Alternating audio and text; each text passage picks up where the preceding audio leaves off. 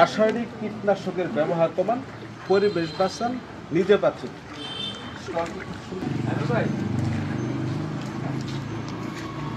এখানে আছে যদি সুস্থ থাকতে চান বিষমুক্ত খাবার খান, এটার মাধ্যমে দেখানো হয়েছে।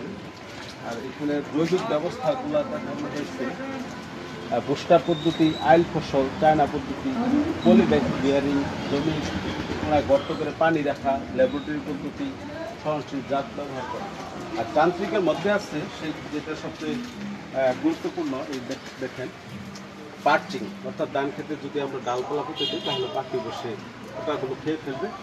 সেক্স ফেরোমেন ফাঁদ, ওই ফেরোমেন ফাঁদ এখানে দেওয়া আছে দেখেন, এটার মাধ্যমে পোকা দমন করা যায়। আঠালো ফাঁদ পদ্ধতি, বিষ্টুপ ফাঁদ পদ্ধতি, হাত বাছাই, আলু ফাঁদ স্থাপন, হাত জাল ব্যবহার এবং ভেষজ ও জৈব বালাইনাশকের ব্যবহার এবং সর্বশেষ ব্যবস্থা হিসাবে কীটনাশক।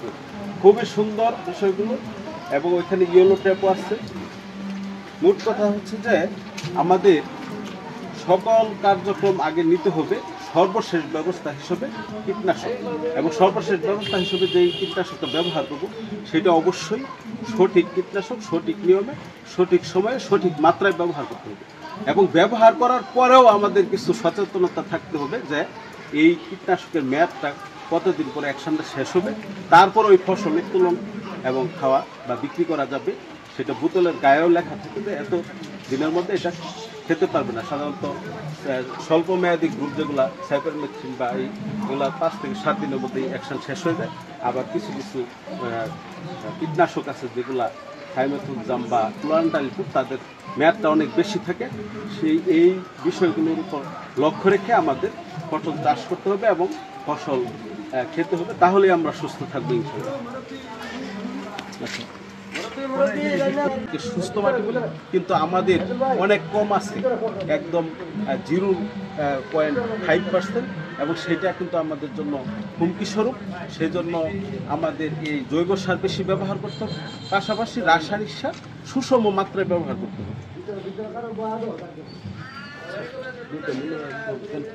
যে স্টল, এটা হলো প্রযুক্তি স্টল। এই প্রযুক্তি স্টলে আমি বিভিন্ন ধরনের প্রযুক্তি এখানে দেখানোর চেষ্টা করছি। এর মধ্যে 1 নম্বর হইল বস্তায় আদা চাষ, বস্তায় কিভাবে আদা চাষ করতে হয় তার একটা আমি নমুনা এবং প্রযুক্তি দেখাইছি স্যার। আর আরেকটা জিনিস হচ্ছে যে এই মালচিং পেপারের মাধ্যমে কিভাবে সবজি চাষ করতে হয় ওইটার একটা প্রযুক্তি স্যার আমরা দেখাতে চেষ্টা করছি। এবং আমাদের যে ফসলের ক্ষেত্রে আমরা আসলে হুমকি স্বরূপ, এই লক্ষ্যে আমাদের যে 3টা যে কম্পোস্ট সার আছে, এর মধ্যে যে থাইকো কম্পোস্ট, এরপরে খামারজাত সার এবং ভার্মি কম্পোস্ট, এটা স্যার আমরা বিভিন্ন প্রযুক্তির মাধ্যমে কি কি উপকরণ দিয়ে তৈরি করা হয় এবং কি কি লাগে এগুলো আমরা দেখাতে আমরা সক্ষম হয়েছি। এই ছিল স্যার আমার এই আজকের এই স্টলের সংক্ষিপ্ত বিবরণ স্যার। ধন্যবাদ স্যার।